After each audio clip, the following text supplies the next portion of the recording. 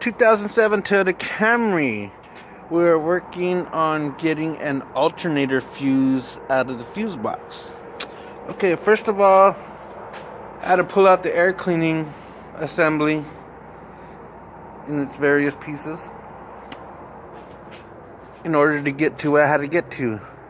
Also, if you look over here, I had to disassemble the computer system to lay it to the side, and also disconnect the fuse box from the firewall itself. There's 3 bolts, 3 10mm bolts, one down here at the bottom. There was 2 10mm bolts holding the computer on and one holding it up here, so that was 3 total. And then there's a bracket that goes down there that attaches to that bracket that goes on for the air cleaner assembly. So all that was Legoed on top of each other, and then those were in the way of the actual air cleaner. The fuse box had to be ripped apart. There was a cover here that we had to remove to get the harness out of the way, to get this battery cable undone. Pull some of these plugs out. And right here's where the alternator fuse is. This is one fuse for something else, but this is the alternator fuse. And we took it out and did verify that it is burnt. I'm holding it up to the light, and then you can see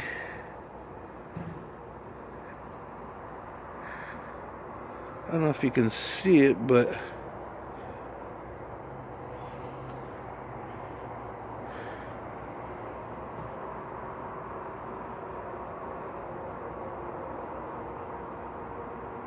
that one's good.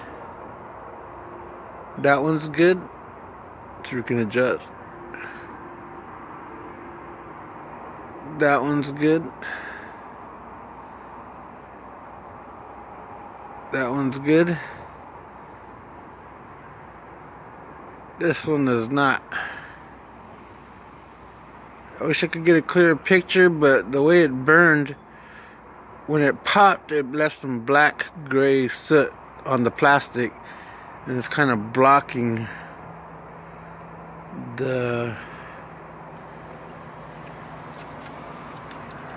piece. But if I can get it just right where you can see it move in motion, see that?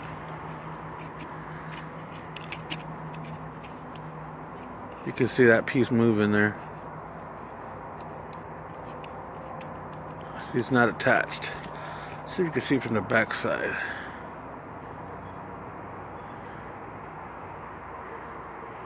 But yeah, this one right here, alternator fuse, is burned out.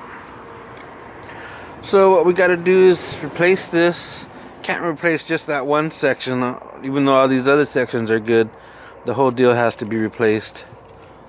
Here's the Toyota dealership part number, 82620-33030.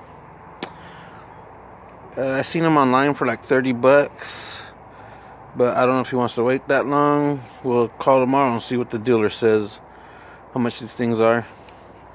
And then we got to put all that back together.